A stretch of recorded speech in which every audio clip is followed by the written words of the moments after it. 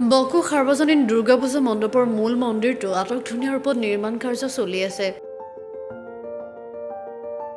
সনাতনী হিন্দু ধৰ্মৰ দেৱী দুৰ্গতি নাশিনী দুৰ্গাৰ বাসস্থান কামৰূপ জিলাৰ বকোৰ সাৰ্বজনীন দুৰ্গা মণ্ডপৰ দুৰ্গা মন্দিৰটো আধুনিক ৰূপত নিৰ্মাণ কাৰ্য চলি আছে।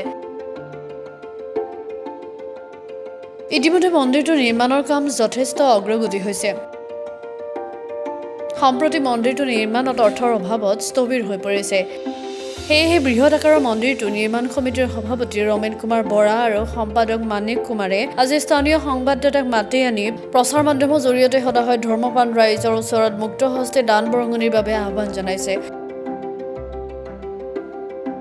মন্দিৰটো নিৰ্মাণ সমিতিৰ নামত থকা Assam cooperative apex bank limited Boko শাখাৰ জমাবহী নম্বৰ 59104201001413 বৰঙণি আগবঢ়াব পাৰে বুলি জনাইছে। IFSC কোড HDFC OCACABL প্ৰকাশ কৰি সহযোগ কৰিবলৈ আহ্বান জনাইছে।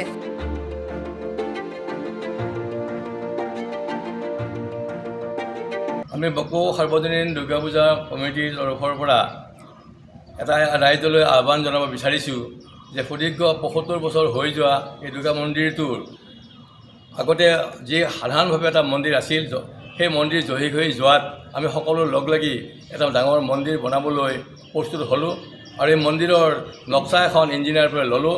নক্সাখন মতে মন্দিৰটো হোৱাবলৈ গৈ অন্ততঃ কমচে ২ কোটি টকাৰ আৱশ্যক হ'ল। এই ২ কোটি টকাৰ খৰচান্ত কৰি মন্দিৰটো হোৱাবলৈ যাওঁতে আমাৰ সাৰ্বজনীন দুৰ্গা পূজাৰ সদস্যবৃন্দ তথা বকো ৰাইজৰ সহায় সহযোগত প্ৰায় 60% মানে অনুমান আমি কৰিব পাৰিছোঁ। বাকীখিনি কৰিবলৈ আমি অসমৰ্থ হৈ সেয়েহে আজি সমূহ অসমবাসী ৰাইজৰ ধৰ্মপ্ৰাণ ৰাইজৰ ওচৰত আমি বাকী চোৱা কাম সম্পূৰ্ণ কৰিবলৈ যি সহায় সাহায্য আগবঢ়াব বিচাৰে আপোনালোকক এটা অনুৰোধ কৰিলোঁ। আমি আপোনালোকৰ ঋণ পৰিশোধ কৰিবলৈ উপায় নাই যদিও মা দুৰ্গাৰ মন্দিৰটোৰ মা দুৰ্গাৰ বাসস্থান কৰা মন্দিৰটো যদিহে আমি আটায়ে লগ লাগি সম্পূৰ্ণ কৰিব পাৰোঁ সদায় লোকে যি দান বৰঙণি আগবঢ়ায় নিশ্চয় মা দুৰ্গাৰ দশম বাহুৰ শক্তিৰে আপোনালোকৰ যিকোনো প্ৰকাৰৰ যিমানখিনি সহায় সহানুভূতি হয়তো তেওঁ আগবাঢ়িব। আপোনালোকৰ ভৱিষ্যত মংগল কামনা কৰিব, আশীৰ্বাদ কৰিব, আপোনালোকৰ জীৱনটো সুখৰ শান্তিৰ হ'ব। গতিকে এই আহ্বান জনাই আপোনালোকৰ পৰা আমি আধৰুৱা কামখিনি সম্পূৰ্ণ কৰিবলৈ আটাইৰ পৰা সহায় সহযোগ বিচাৰিলোঁ।